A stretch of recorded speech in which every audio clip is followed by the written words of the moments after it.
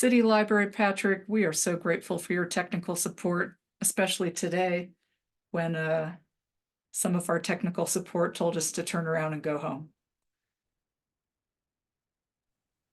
Glad to help. So glad to have you. Austin Taylor, I'm so excited about this this, what would you call it? Conference, symposia? It sounds super cool that that the Conference of New Urbanism, I'm getting it wrong. The CNU. What's CNU stand for? Yeah, Junior. So everybody knows Amy invited me to tell you about an event that's happening, and I live in Central City, so I'm happy to be here at Ballpark today. The event is it's put on by Congress for the New Urbanism, which is a industry organization that gathers real estate developers, architects, urban planners to talk about the built environment and how we could improve it. And if you guys are like me, you see a lot of multifamily going up and are excited about new people moving in. But in our neighborhood in Central City and in downtown, the vast majority of the multifamily is for rent, which is needed, but there's no for sale product going up. There's no condominium development happening. And actually nationwide, since the Great Recession, back in 08, 09, about 5% of multifamily development has been for sale, only 5%. So the vast majority is rentals. And what that means for urban areas is that people don't have the opportunity to purchase a condo, purchase a home, grow their wealth, stay in an area long term. And so the event that we're putting on at CNU Utah is called the Barriers to Condo Development. We've got multiple real estate developers, architects, attorneys, economists talking about why we're not seeing condo development and what we can do to change it. We also have a panel of state legislators, and we have the state's new senior housing advisor, who is forgetting his name, Steve Waldrop, who the governor just appointed. So I'd invite all you guys to come to it. It's free. It's at Salt Lake City Public Library downtown in the big auditorium. It's next week, April 12th, which is Friday, from 3 to 5 p.m. You don't have to work in the industry. You just, as long as you're interested and want to hear this conversation, we'd love to have you.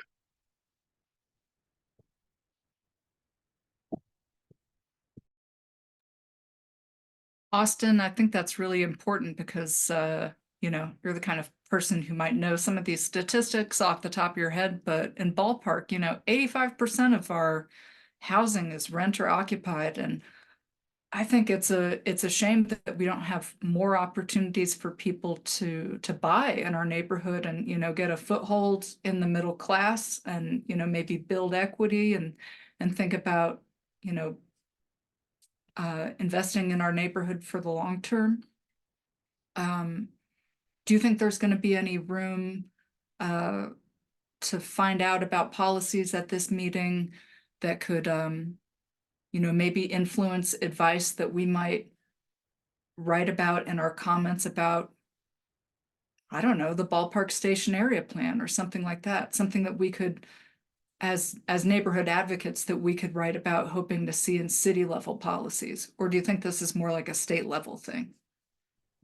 So it's more of a state and federal thing. There's a lot of tax incentives to holding real estate. There's a lot, you can write off depreciation. You can avoid paying capital gains tax through different, sale mechanisms. There's a lot of tax loopholes to investing and holding real estate long term. One thing I would say in the Ballpark neighborhood, you guys are lucky to have a lot of townhome development recently, and a lot of those have been for sale. And so perhaps something you could push for is more zoning that requires townhomes, because that's a type right now, given our economic incentives, that you can still build and sell. People build and sell townhomes. They don't really build and sell condos right now, just because of the way that the laws and the tax system is structured. Austin, in your view, what kind of zoning requires townhomes? Those, if I heard you correctly. I don't know off the top of my head, but I just think about a zone that has a 35-foot height limit. That's generally the height you see for a townhome. It's 3 stories. All right. If I peer out my window that way, I literally see some townhomes under construction, but they're not actually townhomes. They're stacked apartments. They're fake townhomes. But you know, we can dream. But let's see. Grant Miller, you're on this call. You're running for state level office.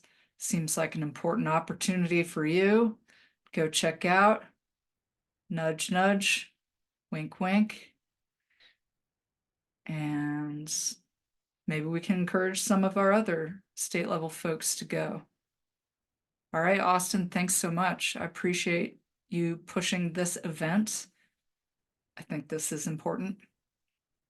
Okay, And thank you. we'll bump it on our social media.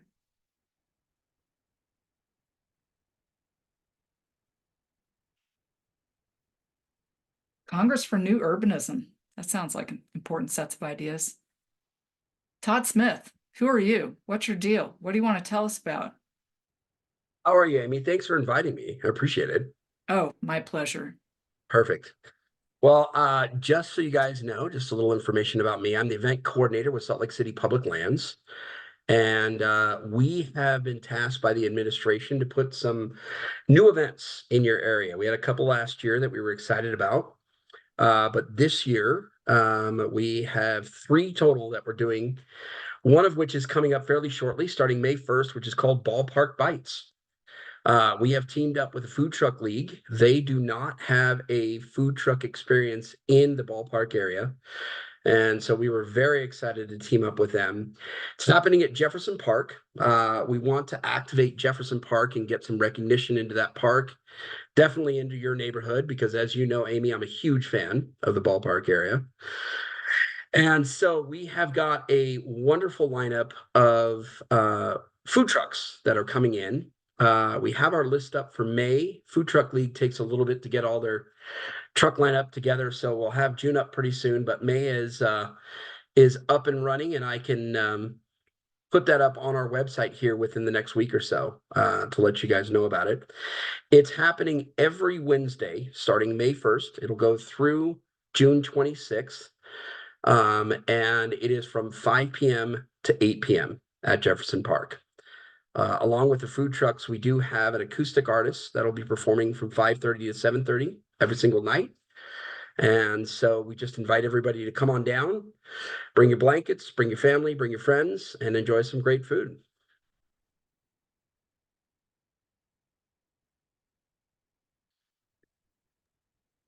Sounds good. And I checked out the Food Truck League and they look large and extensive, comprehensive. They're like hundreds of Definitely. different food trucks. Yes, and so they have curated a wonderful variety of food trucks. We'll have different food trucks there every week. And I wanted to kind of update you, Amy, also as well, as that I spoke with Davin over at Project 789, and we got them into the Ballpark Bites events. They will actually start the second week, and then they can choose a couple of other dates to be on there, but they are definitely on there, which is really great for us. I'm a huge fan of Fit to Recover, and I'm so glad that we could get 789 Project in there as a food truck with us as well. So each night we'll have 3 food trucks and either a drink food truck or a dessert food truck that will be there.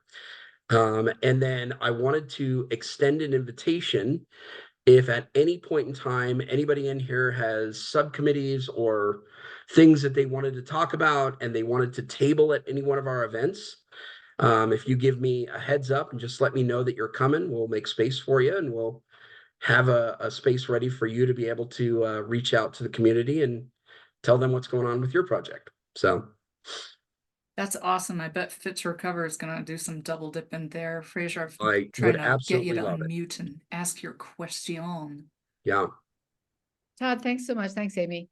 Do you have budget for signage, like little, like the kind of like electioneering signs that we can put up around the neighborhood? Because it's I think it'd be really helpful to get people there to, Definitely do. We're planning on doing some canvassing here within the next week or two. We'll be printing up our signs, going out around to all the local businesses to put those signs up. And then we're going to be doing canvassing ourselves with flyers at people's addresses, at those big apartment buildings that are in that area, and just cover that area to make sure that everybody's there. So I got you, Fraser. You know that. Sounds cool. Sounds like a great opportunity to cross-pollinate with the bees, if you forgive that really terrible apropos pun. It was fantastic. I appreciate it. I Yeah, mean, really sorry. well done. Yeah. Yeah. Are they aware of your event? Are they like, can they cross promote when you all are there to, get people maybe to, it's not that far from Jefferson Park to Oh, the not Bees at all. Stadium? No, and that's a great idea. I hadn't thought about that, but I will definitely contact our contact over at the ballpark and see what we can do about that. So Okay, that sounds great to me. yeah, be even nice if we could get a little advertisement on their billboard in there while they're during a baseball game. That'd be great. Mhm. Excellent. Sounds great. If anybody has any questions, I will leave my phone number and my email address in the chat for everybody to have.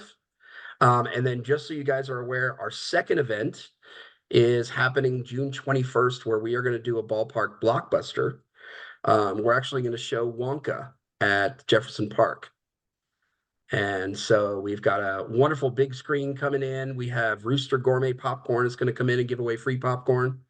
And it'll be a great event for families to come down and enjoy the movie.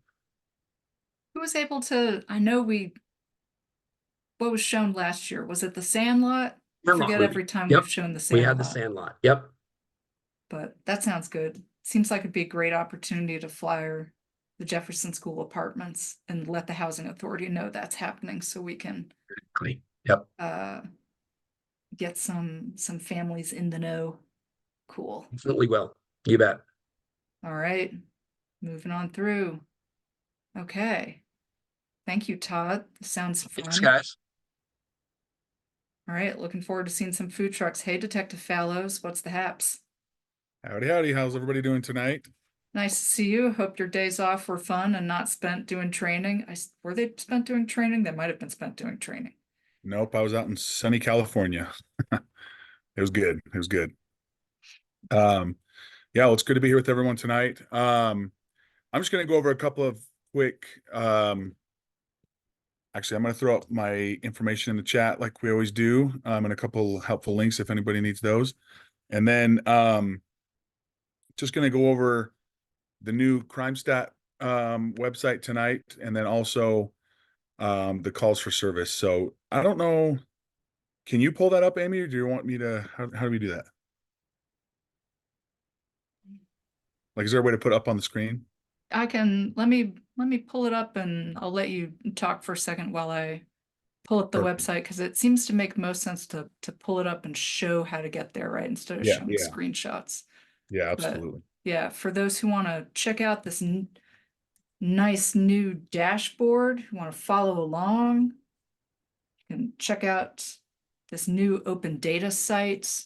It really is a pretty sweet looking little graphical user interface. So Yeah, it's super easy to use. So, and while she's doing that, I'll go into a little bit of like why we ended up changing from how we used to do it. So essentially, originally we were contracting a third party to put together all our statistics on a website and manage all that for us. And we felt it better to bring it in-house with our own people to make sure that just that we were making sure that everything was accurate, making sure that everything was put up in a timely manner. I was having a few issues with that with like my community councils. I would need the statistics from the crime website, and it wouldn't be up yet because they hadn't updated it for the next month. So it's they decided to bring it in-house so that we could kind of have control over it. And so this launched, it was early February, I believe, is when it officially launched to the public. And so a couple of changes that you'll notice is there are less, so before there was There it is. Look how beautiful it is. phenomenal. Sorry. All right. So here we Uh, are checking out this nice, you may remember ComStat, but we're not going to mess with that. We're going to head on over here to crime statistics. Okay, we're going to click on that. It's going to take a little while to, not a little while, just a couple seconds to load up. And when it does load, you'll see that it can give you a little tutorial on how to use the website. It's pretty intuitive, but there definitely is a little bit of nuance to it. So you can just kind of go through this little tutorial if you'd like. If you've already been there and done it 100 times, then you can just hit exit tutorial and it'll take you right to the statistics and how Yoink. that. So on the left side, you can see we'll have the last 4 years of available data. And then underneath that, you can choose the month. If you were to click on like 2023, then it will pull up all the months for the year. And you can compare them year to date. So for us, when we're looking at like what we want to look at, we're going to click on community council like Amy's doing. Oh, And- we're first. We're top. That's Aw. right. It is alphabetical, but it's good too. Ballpark is yep, right there at the very top. So super easy to find. And so right away, you kind of notice if you've been on our other crime website before they changed this one, the stats, there's less statistics right now. There's less crime types. They will be expanding that eventually. They just wanted to launch this website so that the public still had access to the important crimes that are happening in the neighborhoods. So they've broken it down into two parts: violent crimes and property crimes.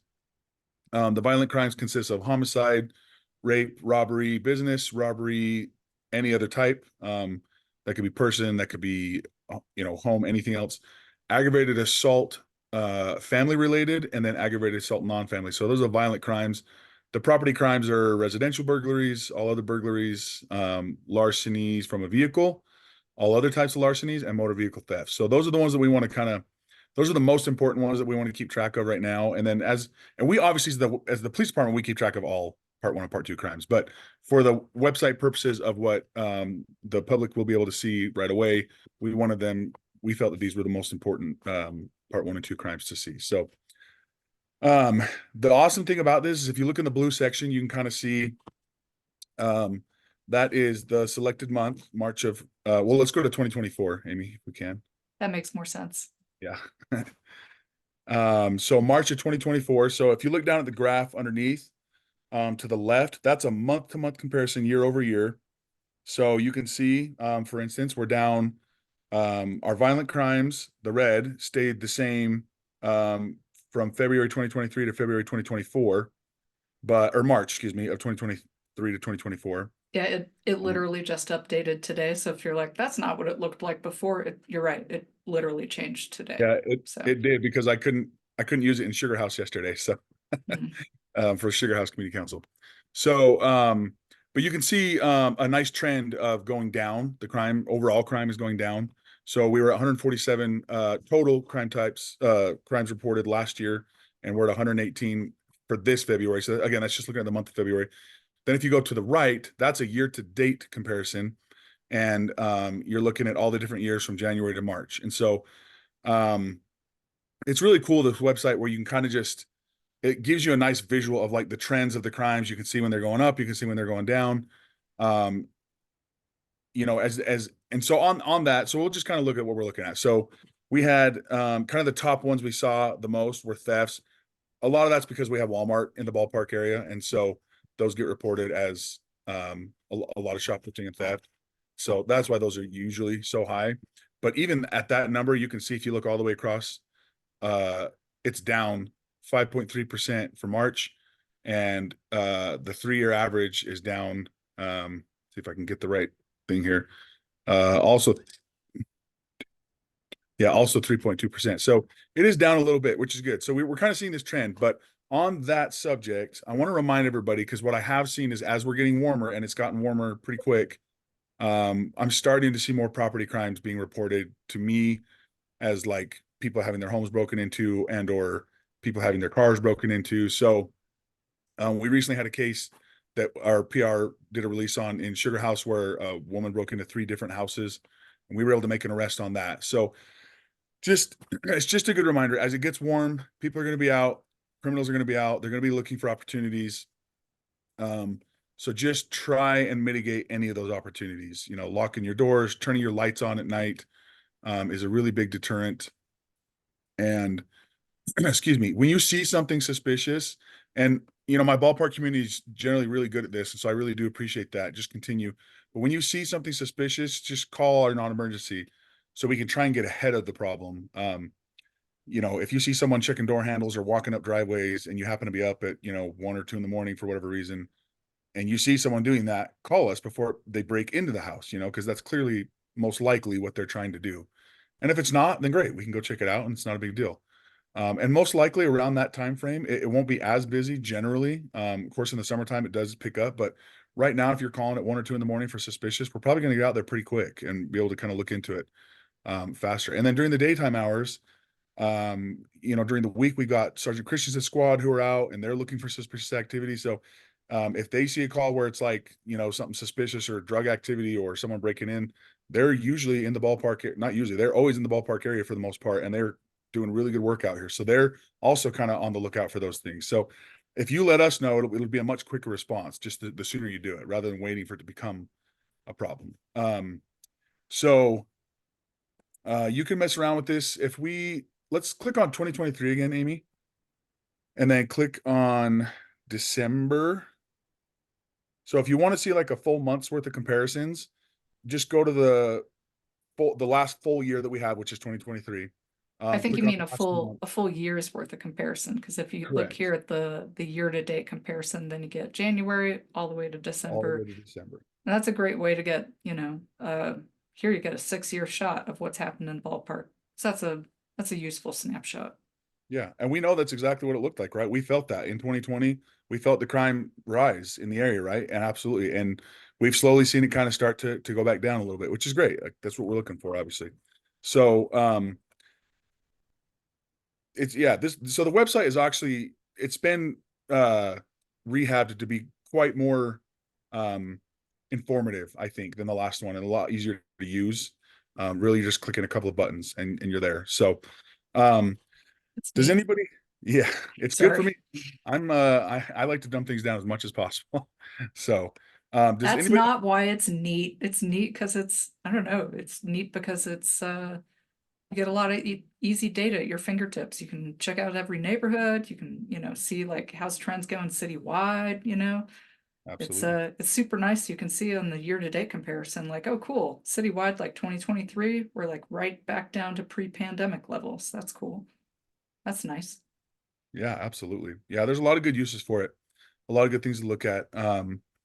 And again, we will be expanding eventually the crime types that we have listed to kind of help get a better snap picture of what's going on. But this is what we have right now. Does anybody have any questions on the website per se? Or any other questions in general? Let's check out the calls for service thing too, because that's also helpful. And those Yeah. changes were generated by community requests from several different communities. But yes, I'm not monitoring the chat either. So if somebody's, I'll pull that just up. because I can only pull up so many things at once. So if people are saying a bunch of stuff, I'm not ignoring you out of horribleness. Yeah, No, so no far one nothing said in the chat. anything.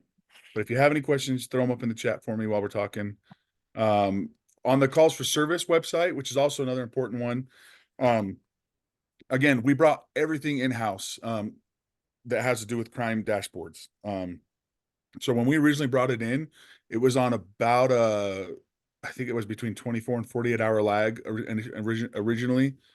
And thanks to our community council chairs and community feedback on like, hey, we want to see more real time how it was before. We feel like that's important and informative and helpful, which I 100% agree. The chief and his office kind of got together with our group that was creating this website and all this stuff, and they were able to do a pretty quick fix, comparatively quick anyway, for city government, fix to the call for service website. So now, Amy, is it 15 minutes? Is that what it is? I've heard 10, but Yeah, it's maybe it's pretty 10. informative now. Yeah, You know, now at most it's like 10 to 15 minute lag. So you're getting pretty real time updates as things are happening in the city. You can get a case number. On the far left-hand side, the call number, that is the case number as well. Those are the one and the same. So if you're looking on the far left side there, you can see where it says call number, that's the case number. The initial call type is going to be what we received the call as. So for instance, a lot of times we do get, let's say, a suspicious circumstance, and that's what the call comes in as. And then you obviously we're not going to give full dispatched addresses, just for safety and privacy reasons. All that information can be grandma requested, of course, and can be received that way. But then if you look to the far right, the final call type, then you can kind of see that gives you more of an indication of like, okay, was this really a problem? So you might see, let's say, a shots fired on the initial call type, and someone calls in, hey, I heard shots in the area of 13th South and State Street. And so we go and check it out, and Come on, man. fireworks going off that night. 13th South and State Street, pick another address. Pick a better one. Come on. Do better. 15th and Major, I don't know. Oh, boy. Come on. Well, I'm just giving a Push good it example. over to North Temple or something. Come. Oh, yeah, that's fine. We can do that. 9th West, North Temple. So if we get Sorry, a North shots Temple fired friends. call- I'm just trying to move the stereotypes around. well, okay, let me finish here. Let me finish now. And let's say we respond to the area and Ballpark is just doing their fireworks for the night, and someone, didn't know and just heard what they thought were shots. So No, we'll that's clear the true. call. And what you'll see as the final call type is like either a public order free text, which basically means that it's not an issue and we just cleared the call, no case, or something like that. So whenever you see that public order free text, that's essentially like there wasn't an issue, and we cleared the call without having to really take any action, essentially, to kind of just more or less explain what that is. So yeah, you can kind of look through different things. You can look at the times that it came in and kind of get an idea of what's going on in your neighborhood as well. And I think if you do the click down for address, Amy, does it give you anything? Can you sort it by like area Ooh, on the blue section though? apparently, yes. What about under address where it says all at the very top? Mm, If you click that, Oh, does that change anything? Or maybe on the address? oh, I see. Oh, okay, no, you can't. Okay. So I thought maybe you could hopefully, maybe eventually they'll change it to where you can filter it by like community council or district and things like that. But right now you can't. So but yeah, you can change the order though, and you can kind of just go through and find your area and just kind of look through those calls for service. So a good website. Again, it gives some decent information on what's kind of going on throughout the city. If you are kind of curious, like, I saw a bunch of cops over there around this time, you can get on there, you can check it out. And I think they go back, let's see, how far do they go back, Amy? Is it 2 days? Let's see. What am I organized on now? Cleared time? Yeah, try clicking that one. So it goes all the way back to the 3rd at 1:30 a.m. So it's about a day and a half. Almost 2 days. So yeah, it'll go back about a day and a half. So if you got something in your neighborhood that you're like, man, what was that? You can go through and kind of scroll through and kind of look and get an idea of what it was, more or less.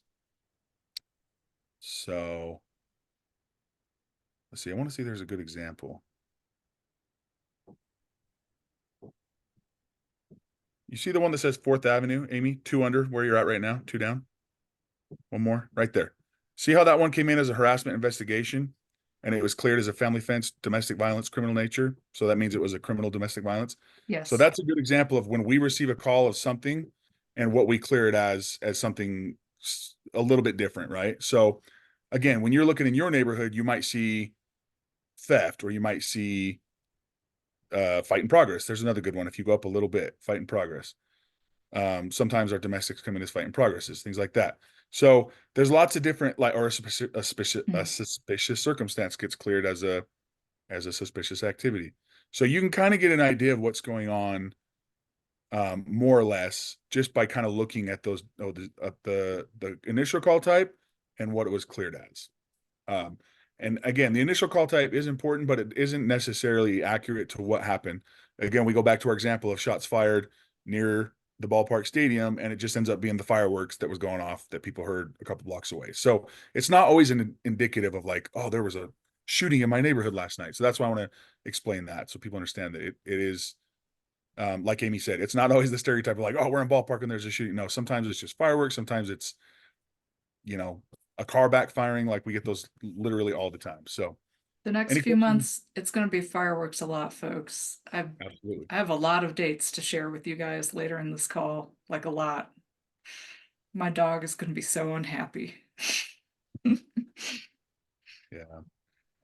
So yeah, that's the update for the websites, for the crime dashboard, and for the police calls for service. Any questions on any of that, or any questions in general for me?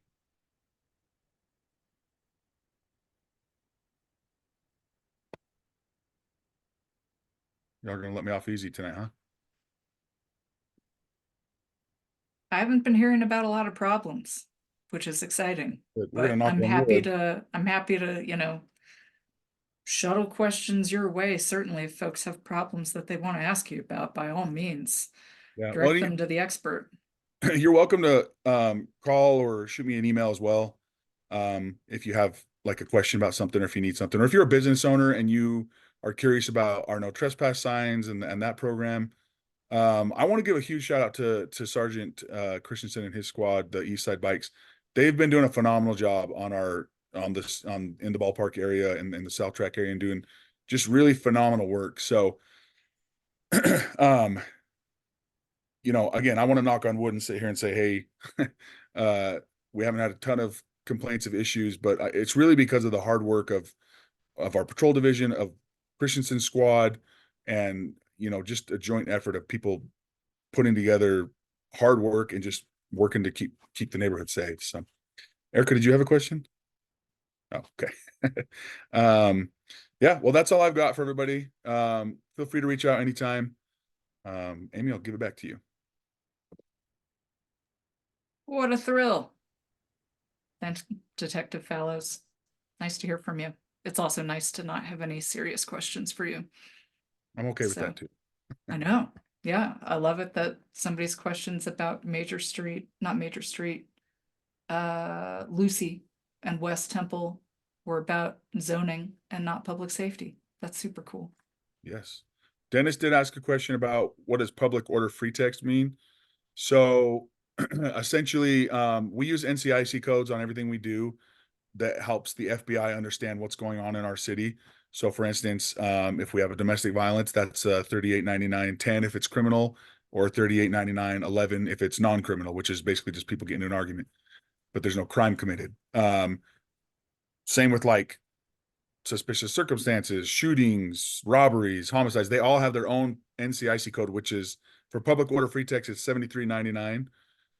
And so if you see public order free text, essentially what that means is a couple of different things. It means we either responded and we didn't find a problem, or it was unfounded. And so we clear that, what we call like a no case public order free text, or it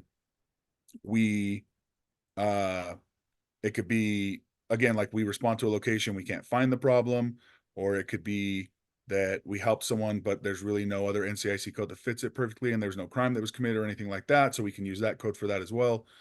So it's kind of a catch-all code when there's not necessarily a crime that's been committed or a problem that we were able to find. That's the best answer I can get, because it's a very broad code that you can use for a lot of different things.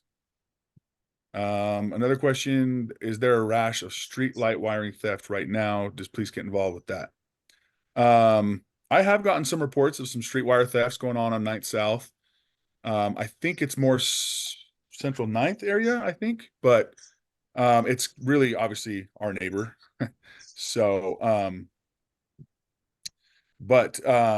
yeah, I have got a couple of reports of that. So I just got that today, literally. Is the first time hearing of it. But the city is aware of it, and the police department is now aware of it. So we are going to be working with them to kind of figure that out. But I did just get that today, actually. I want to say it was even like just a couple hours ago, truthfully. Can I ask a follow-up question to that? Do we know what other communities are doing to address these issues?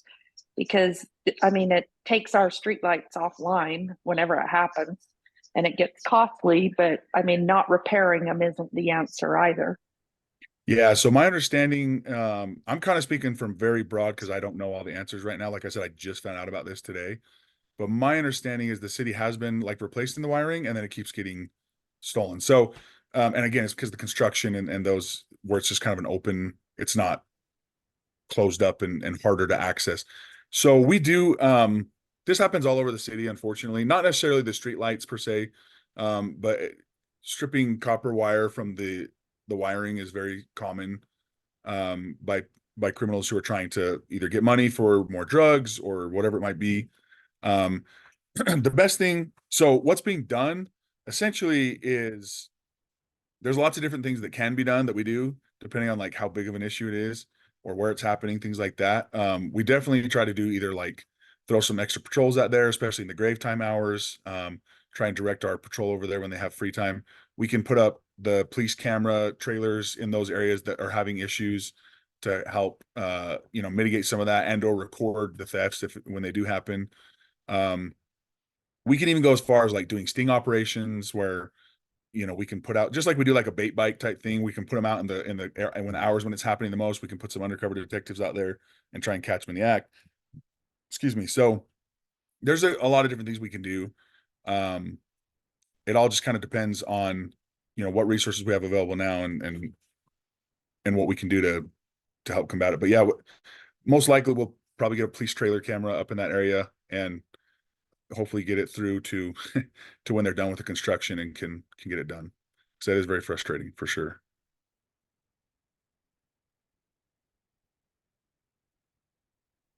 That was a good question though. Thank you. Yeah, thank you for your question, Carrie. I hope that does not become a larger problem. Yeah. I'm looking at a construction site as I say that, so I really hope it doesn't.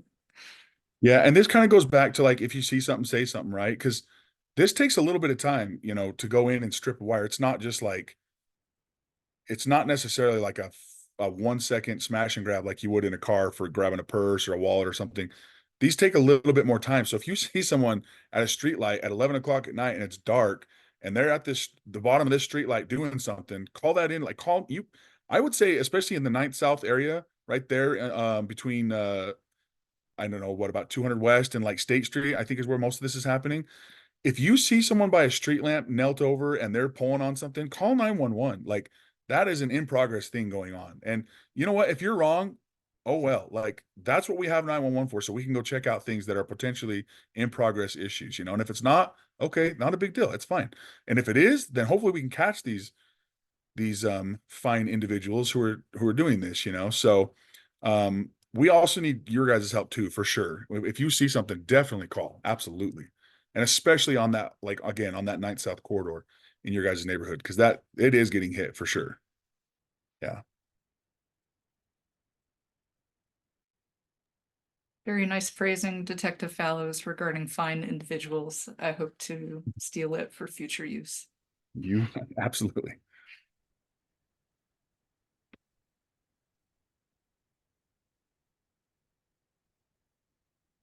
All righty. Well, I don't see any other questions, but feel free to reach out if you guys do have any other questions, and I'll do my best to get you an answer or figure out a resolution. Thank you for your service, Detective Fallows. Thank you.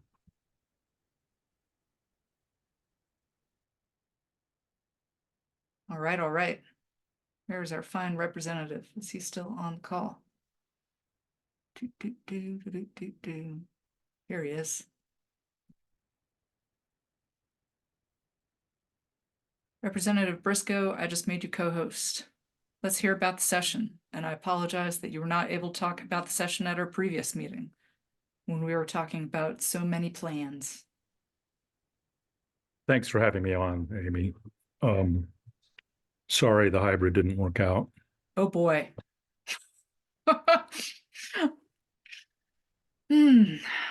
Computers bring us all such joy. Special feelings.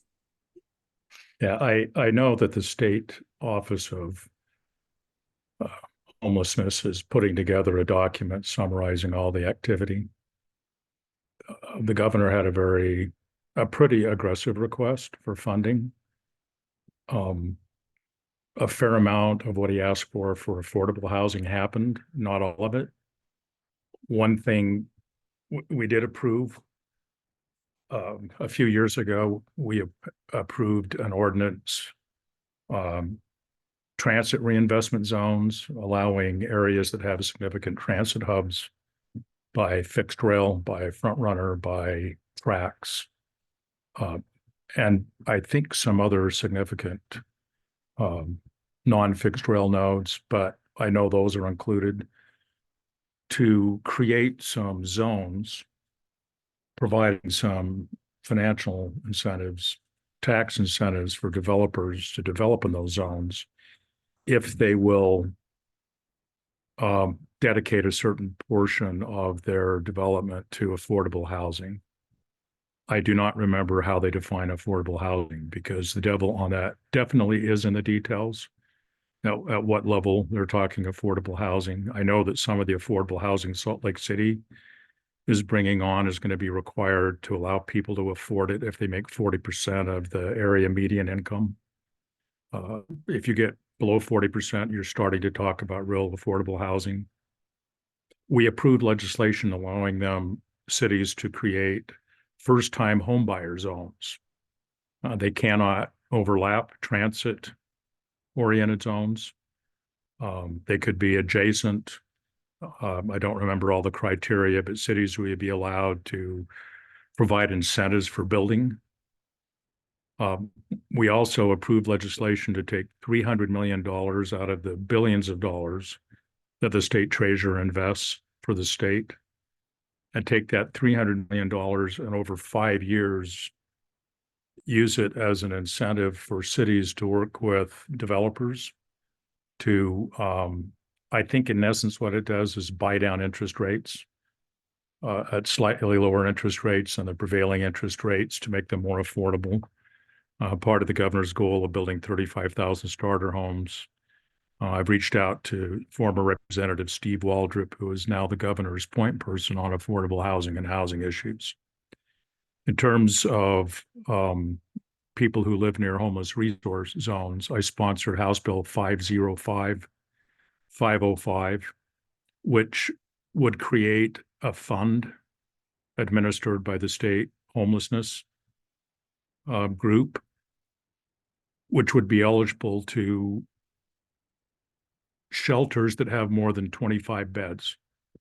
The state classifies shelters in terms of size as whether they have 50 beds or more or 25 beds or more, tier 1 and tier 2.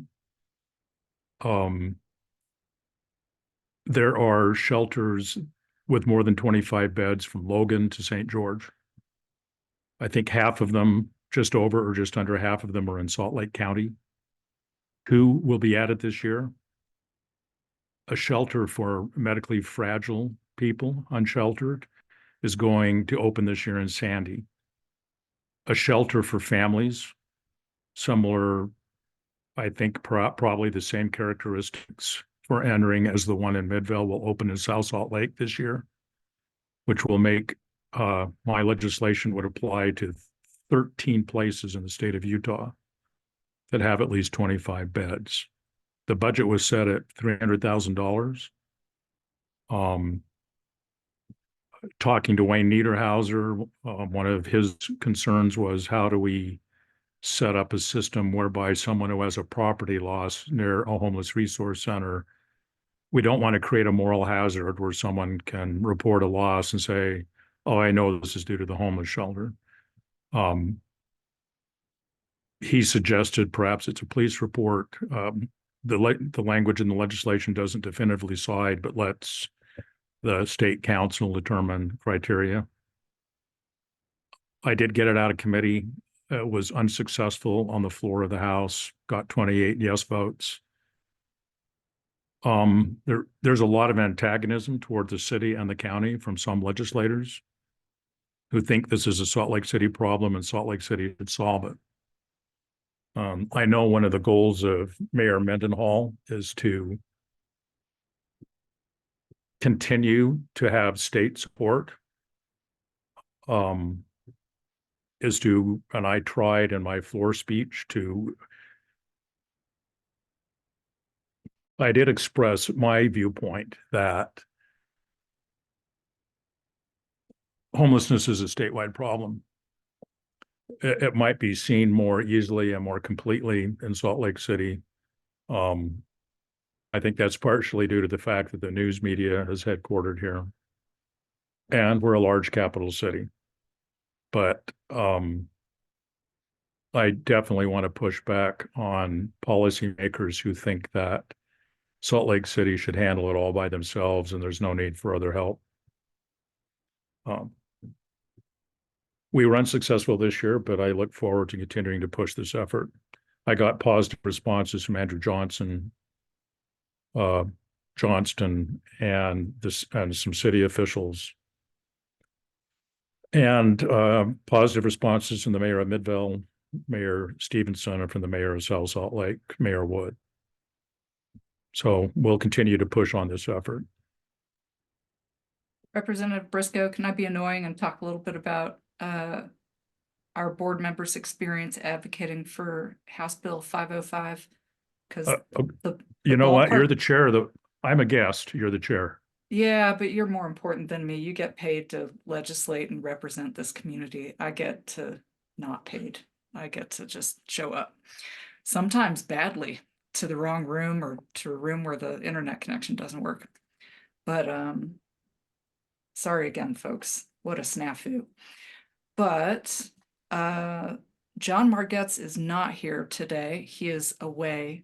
I want to say maybe in the woods somewhere. I'm not exactly sure.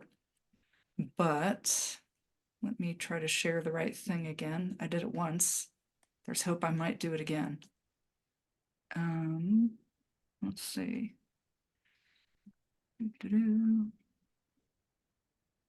Desktop 2.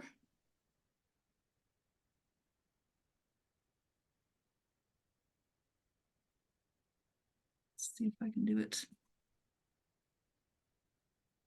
I cannot.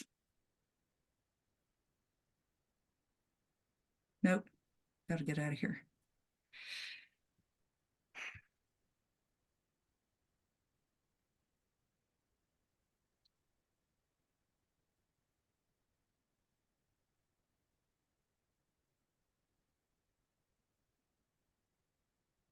Let's see. Anyway, John Margetts and I went up and advocated for this bill.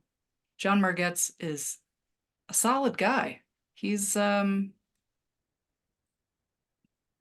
board member who he advocates for our businesses on 300 West, and we're proud to have him do it. He owns Dynapack, which is a business that makes rotating signs, which is pretty cool. He's got the mind of an engineer. We're proud of him. And he helps run the CLEAN team, which is the volunteer effort of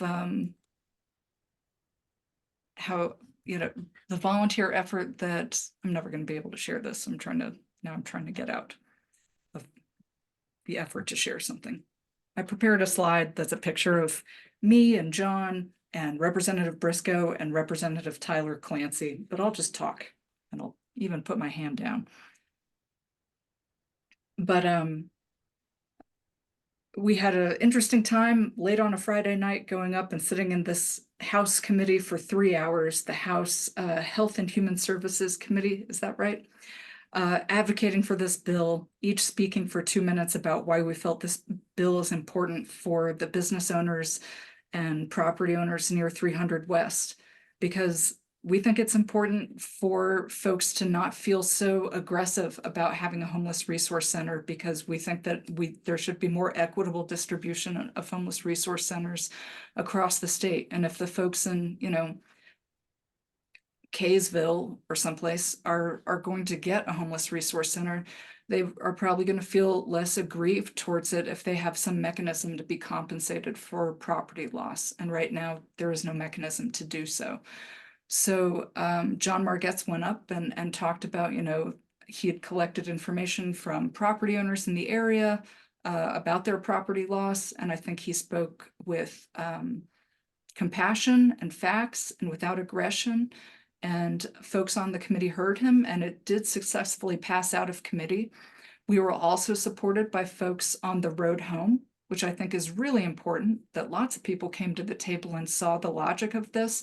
And also Representative Steve Elison, who's an extremely long-standing voice on homelessness and homelessness services. I think it's really hopeful that when this bill got to the floor of the House, that it only failed by 28 to 44. That means that we only need about 10 people to flip next year. This bill was also co-sponsored by a Republican representative, Tyler Clancy from Provo. He's pretty big deal right now when it comes to working closely with the governor on homelessness services. He has already stated his intention to co-sponsor a version of the bill again next year. That's awesome. To my view, that this seems like a great bipartisan piece of legislation, and we just need to advocate for another year for it to get through and change the minds of 10 people. So I would urge everybody to talk to your people, talk to people who know people about why this is important and good for justice and in homelessness services. So that's my take. Thanks, Representative Briscoe, and all of you who run into John Margetts on your doings and goings, pat him on the back and say, thanks, John, good job. That's my deal. Hey, Josh, let's get your question in. Sure.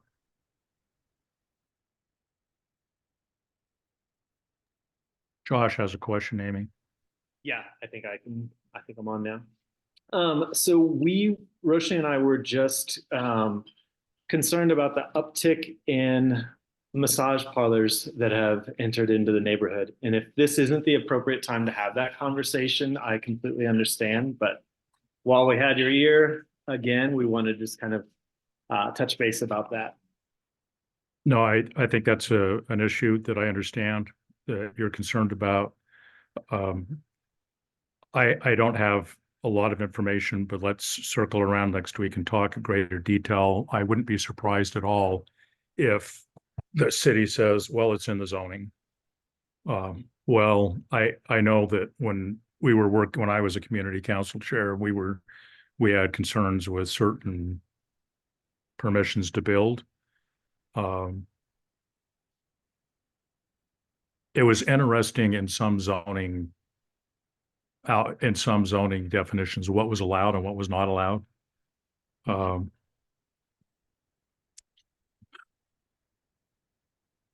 I think I'll put my contact information in the chat. Just email me and let's find a time next week. Okay. If you're working stiff, we might have to do it in the evening. That's great. We can do it in the evening, but let's come down. I'll come down and let's talk about it. Yeah, because There's been another one since we last talked about it. Oh, no. Okay. yeah, and our concern just continues to be vulnerable populations, any underage activity that might be happening. Because if you look at any of their websites, they're all using pictures that are just completely representative of shady activity and young populations. So that's, yeah, just if that's an approach that we can take to monitor it in that way. Okay. I put my legislative email on my phone and the chat, and let's meet next week. Okay, sounds good. Thank you. You bet. It might even be helpful to think too about working with Salt Lake City Economic Development, just by taking the tack of the more that these are concentrated in the neighborhood, especially because they are concentrated in a certain block radius, you know, they're displacing other forms of business that don't take advantage of folks in the ways that we suspect these businesses are. It'd be like having a lot of Czech cities in one area, a lot of anything in one area. We have ordinances that restrict putting things around schools, churches within a certain distance. So maybe this could just be a city problem, but the advantage of federalism is that multiple levels can look at it and see if we can have any action that might work. Thanks for bringing the issue up. Thanks a ton, Josh. Let me just close by giving a shout out to Ballpark. I think I love talking about Ballpark because you didn't raise, no one wants to have, you knew there would be challenges having a homeless resource center. You didn't fight it and say, don't ever put it here. You said it's going to go somewhere. If you decide to put it here, just help us and just provide resources to help us with potential impacts, which is part of the reason why I ran HB 505, because it's not, a lot of the people I talk to don't even necessarily believe that it's the homeless people themselves who are necessarily causing the crime or causing the damage. It's just a collection of all these people in one place. And what Sergeant Mines and other people have told me is that one tent, one encampment that's clean, and police have not seen reports about, they don't deal with. It's when those encampments get larger that the crime activity starts to come on the ones they pay attention to. So thanks anyway. Thanks for the time, Amy. I appreciate it. I know this isn't a popular topic up at the Hill, but I really appreciate you having this conversation. It's not a super comfortable one. I've been having it with folks who are running for Salt Lake County Council. And you know, they're hard realities to talk about. I really appreciate you bothering to make the effort. It's a big deal. I also appreciate so many people who came on board to work together. The Road Home, Wayne Niederhauser, Steve Vielison, and I'm hoping that we can get everybody on board again and get more people on board next year. Get on the boat. Thank you.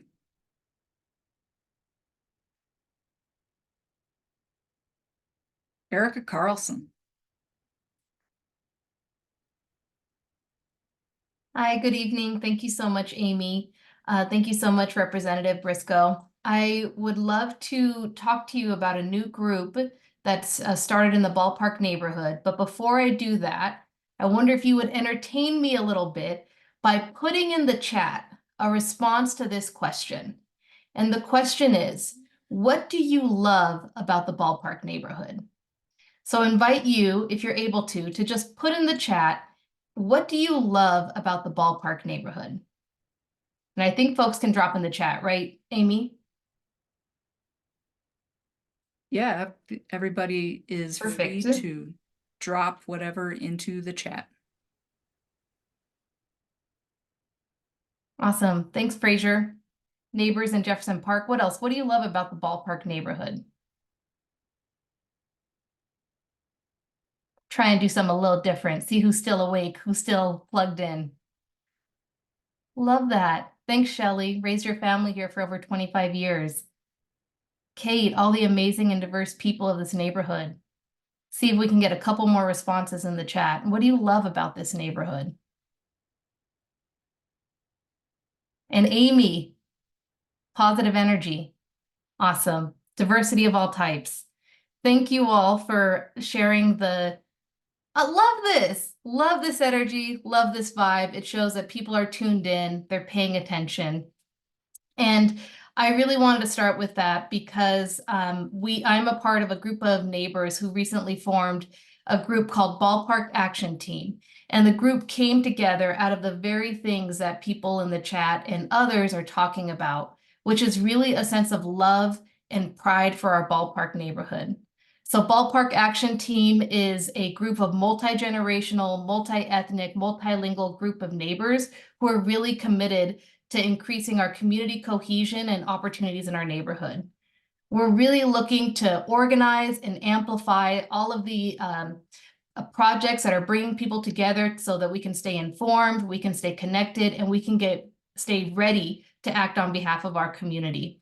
And we're really looking forward to working alongside other stakeholders in the ballpark area, including the Ballpark Community Council, and working together so that our neighborhood is more vibrant, engaged, and connected. So that's a little bit about us. I know I have some folks who are part of our efforts on the call, Fraser and Aaron as well. Thank you for joining, and some other folks who could not join this evening, but would love to invite any and all who are interested in getting involved in what we're doing to drop me a note at ballparkactionteam@gmail.com. So I'm dropping that in the chat. If you'd like to get involved, it's really an opportunity to get connected to more neighbors, to amplify all of the great work that's happening in Ballpark right now, and to continue to motivate change and make things happen, really rooted in the sense of love and pride for our community. So I don't know if anybody has any questions or would like to add anything else.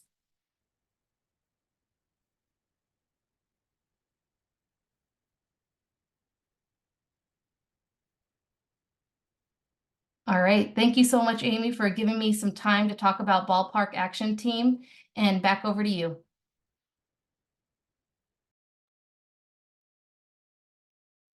Thank you, Erica. Excited to see what happens. Kate, your comments are kind. No need for that. To me, you can praise bad all you want, but goodness. Josh, speaking of ballpark action, you're gonna talk about some of my most favorite ballpark action of all. What? That sounds weird, and I don't mean for it to sound that weird. Josh, what's my favorite kind of ballpark action that's coming back around, coming back into season? I'm guessing trash season. What? Yeah. Ugh, favorite. Yeah, we are starting up the Ballpark Community trash pickup. It will be happening on Sunday evenings at 6 o'clock. We always meet in front of Roja Brewing and then just sort of branch out from there. Depending on the size of the group, sometimes we'll split up into smaller groups. If it is a small group, we all just stay together. We never send anyone out on their own. We try to team people up with others that have been active with this for a while. So if there's concerns that you're just going to be sent out to go pick up trash on your own, that's not what it is. It's a sense of bringing people together to build community, to talk, get to know each other. We're out for an hour ish. Sometimes we go a little bit longer, but you're welcome to leave whenever you need to. We will provide bags, gloves, and as many trash pickers as we have. We are always buying for more of those for supplies, the trash pickers. So there's different grants and things that we've kind of been reaching out to. We're trying to find more and more ways to expand our collection of those. But we will always have gloves and bags. But yeah, Sundays, 6 o'clock, going out for an hour. And if it grows, I think anytime I speak about this, my hope for this is that it grows out throughout the community to your own little 4 or 6 block area.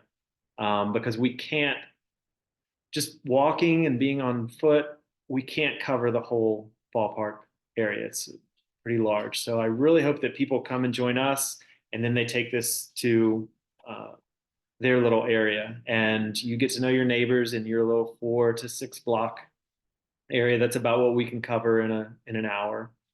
But yeah, that's the hope. So please come out and join us if you'd like. See what we're doing. Join us on Sundays, and if you have availability to start something near your neck of the neighborhood, then yeah, by all means, we can join forces to get resources to you as well. Kate, I just want to follow up your remark, if you're still on the call. The thing that, oh, and maybe she's not, but the thing that, oh, yes, she is. The thing that you have that Roja Brewing also has is that you have a very natural place for people to gather and, reward themselves after they've picked up trash for an hour. You know, whatever. It does not have to be localized around a brewery. It has sometimes been localized around coffee. It could be localized around any kind of treat, but like, holy smokes, you have to do something fun afterwards. It cannot just be drudgery with no fun. I have not observed that working. So that's my pro tip. That's all I got. I don't know. Josh, do you have pro tips? Yeah, just come out with a smile and an attitude to pick up trash. You know, A lot of us have dog owners, or pardon me, a lot of us are dog owners or have dogs or like dogs, and it's kind of motivating to pick up stuff so your dog doesn't eat it. yeah, not all actions have to be altruistic. There can be some Oh yeah. selfish. Oh yeah. Yeah. Or self-serving, I There's should the say. I want to cover this block because I'm sick of looking at XYZ. Yeah. So on Yeah. that delicious note, oh yes, thank you, Roja, for giving us bags, and anybody who wants to give us dumpster space. Boy, that matters. After you pick up like a dozen garbage bags, you actually need somewhere to put them. It does. We lost one critical dumpster when the credit union closed. Critical dumpster. It was critical. All right, Aaron, I would love to hear your question. You've picked up a lot of garbage with us. I have. Josh, you one time had asked for people to bring some detergent containers, like empty detergent containers for the sake of sharps. Is that still something that people should try to bring every once in a while? Maybe every once in a while. There has been a big shift. Those were for sharps and particularly needles, and then we would dispose of those. That has not been the case. Yeah, and we've got a few sharps containers, and I see something in the chat that there's some floating around. So that was the reason for those detergent containers. We were doing a big cleanup that day, so I wanted to get a lot. We just didn't have enough sharps containers. So there's really no need for that right now. We're just not running into that as much, but appreciate the thought. Thanks, Aaron, and we'd love to have you. You're an excellent trash picker-upper. Good comrade. All right.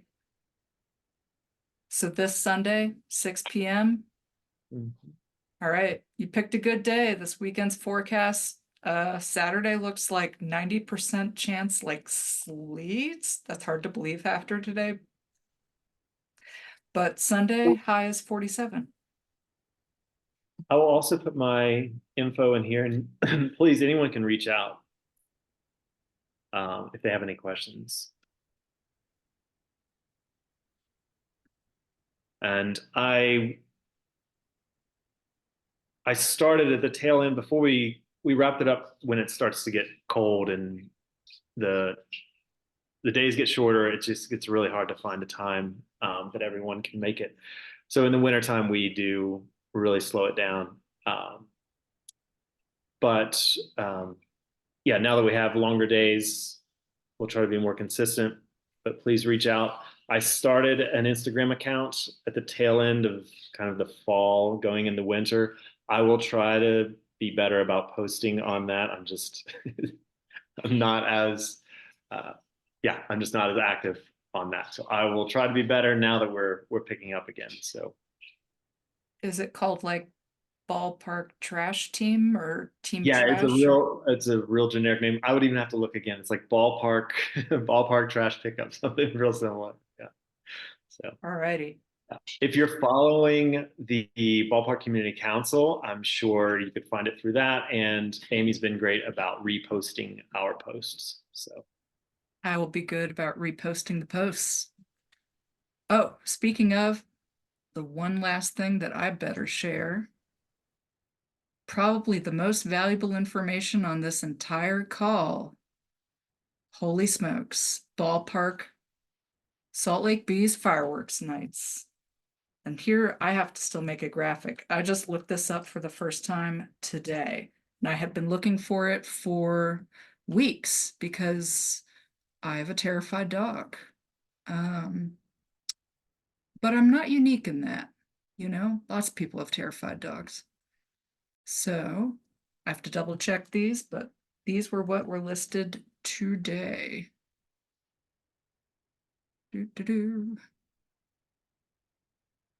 Okay, there's a lot of them and I'm throwing them in the chat.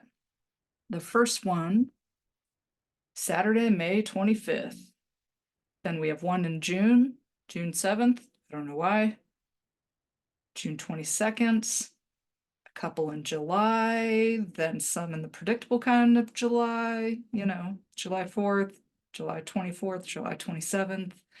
But then all the way to September 20th and 21st. The end, the very end. You guys may have seen, this is definitively the last season because we know that the Oakland A's made their choice to go to Sacramento next year. They're not going to be called the Sacramento A's, they're just going to be called the A's. They will play their 2025 through 2027. They will not be playing in Daybreak, which means the Salt Lake Bees will be playing in Daybreak starting next year. So this is it, folks. This is the last year that we are hosting the Bees. So make your plans. Let's all go see the Bees as much as we can because this is it. This is the end of, a century of baseball in this neighborhood.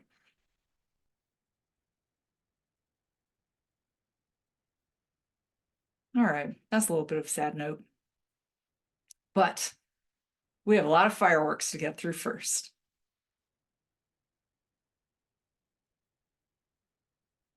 Erica, I'll let you run that community yard sale. Okay, everybody. Let's call it a meeting. Thank you for moving from the in-person, those of you who had to move from an in-person location to the hybrid location. I appreciate your flexibility a lot.